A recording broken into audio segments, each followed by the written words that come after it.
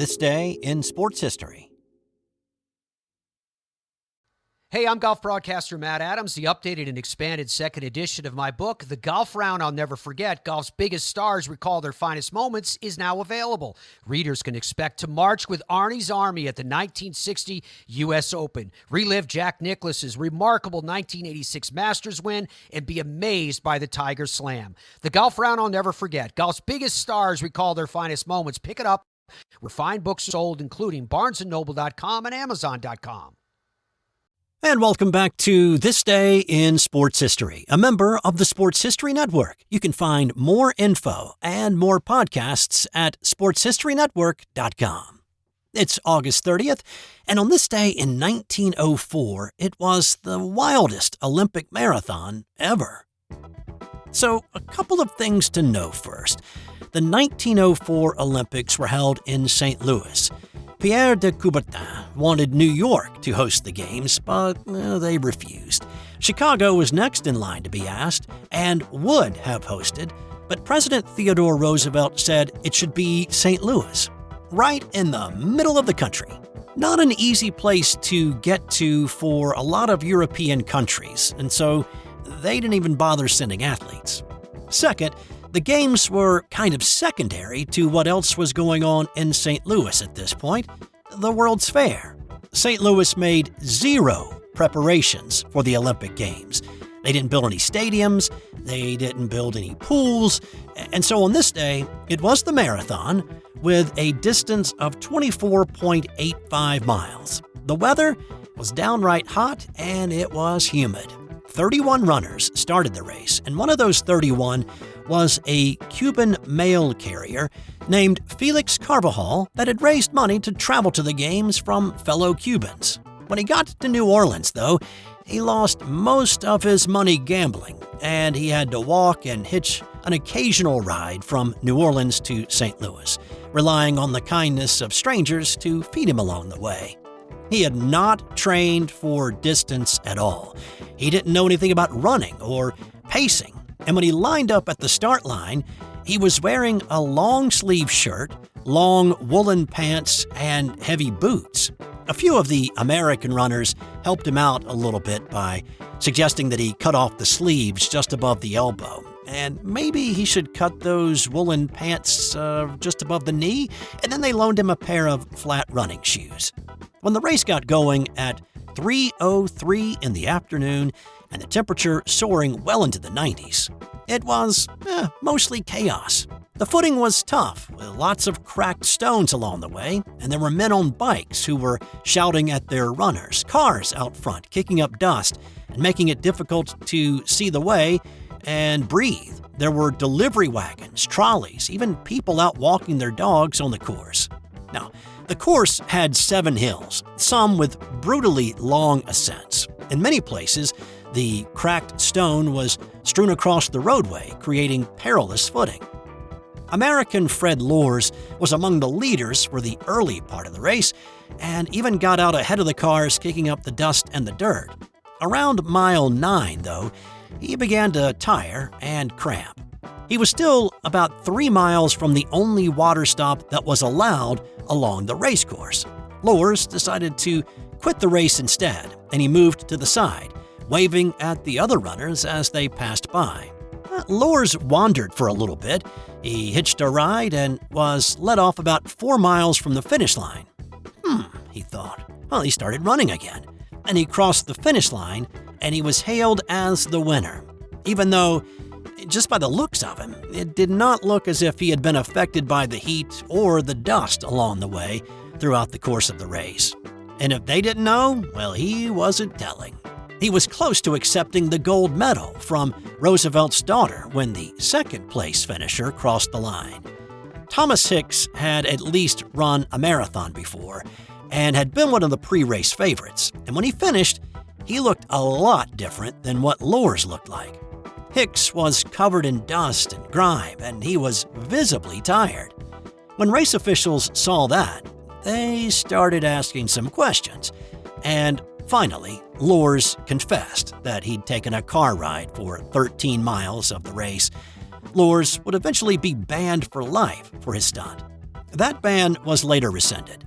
So Hicks was declared the new winner, but it soon came to light that he had been given strychnine with about 7 miles to go. He was tiring and he wanted to quit at that point. Well, his coach would not let him and gave him strychnine-laced egg whites, not once, but twice. Now, that's not illegal, really, but strychnine has been known to kill people.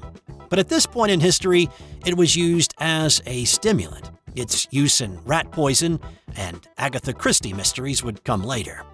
Speaking of dying, another runner nearly did. William Garcia collapsed on the side of the road about 8 miles from the finish. Dust had coated his throat, which led to a rip in his stomach lining, causing him to hemorrhage. Had he gone another hour without any help, he would have probably bled to death. But he didn't, so that's good. And there was another runner that got chased off the course by a dog. And what about that Cuban runner, Carvajal? Well, he was having a grand time. Again, he knew nothing of pacing, and he was not trained. He stopped and talked to the bystanders along the way. He ran in bursts, and then he'd walk. And he got hungry a few miles from the finish. He found some apple trees, had a few, got a bellyache, took a nap, got up, and he ran to the finish. And he still managed to finish in 4th place. With all the chaos, the cheating, and near-death experiences, it is a wonder that the marathon continued on as an Olympic sport.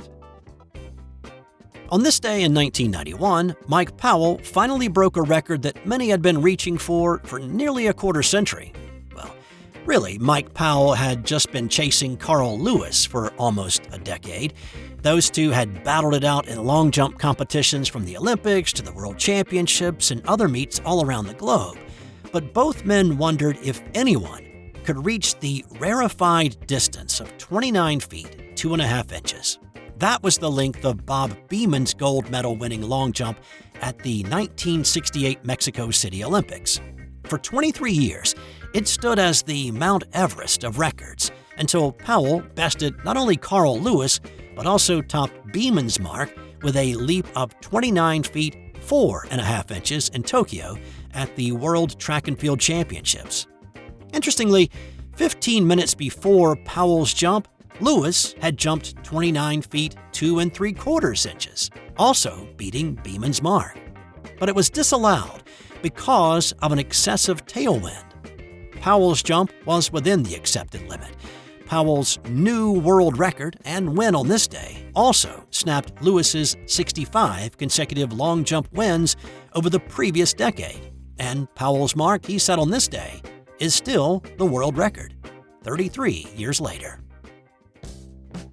On this day in 2003, Katie Knida became the first female to play in a Division I football game.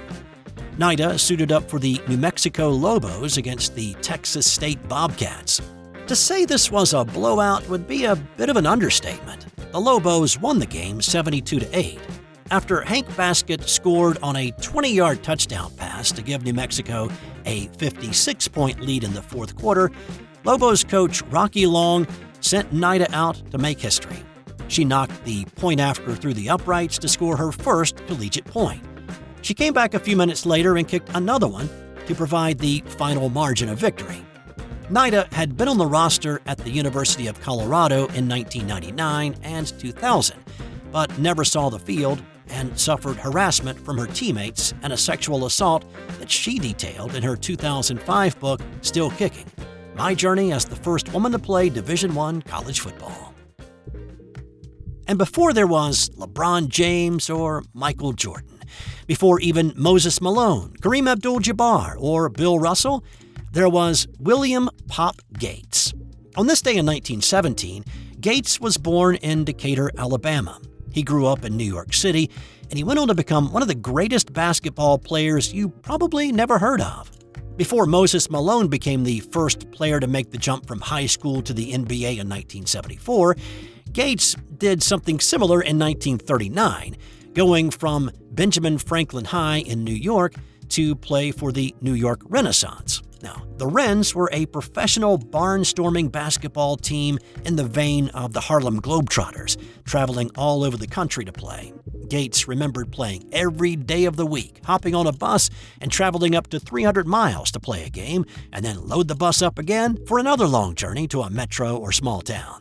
Gates would also become the only player to play for both the Wrens and the Globetrotters. And in 1946, about 6 months before Jackie Robinson would break the color barrier in the major leagues, Gates, along with William Dolly King, were signed to play in the National Basketball League, the precursor to the NBA. Time now for today's fun fact that has absolutely nothing to do with sports. David Bowie launched an internet provider in the late 1990s, and it lasted into the mid-2000s. For $20 a month, you got an email address with @davidbowie.com, 5 megabytes of online storage meant for a personal web page, exclusive audio and video of Bowie, access to chat rooms where Bowie would supposedly pop up on occasion, and even multiplayer games. That's all I've got for you today, and keep in mind throughout the day that you matter to someone, you are loved, and you are appreciated. I'll see you tomorrow on This Day in Sports History.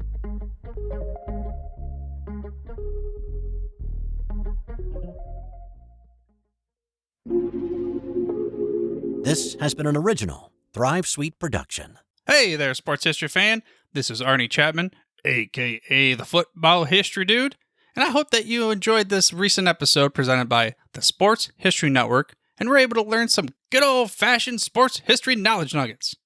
I started the Sports History Network back in 2020 with the mission to help podcasters find a community of like-minded sports history nerds, as well as helping aspiring podcasters to start their own shows. We have a little bit over 30 shows on the network right now covering all sorts of sports history, but as far as I'm concerned, we're just at the toothpick in the ocean moment, that can't even figure it out because there's so much more coming. We wanted to create the ultimate headquarters for sports yesteryear, starting with Podcast Network and our website, but we're going to continue to move into other mediums as well. And here's the cool part, because we want you to be part of our team.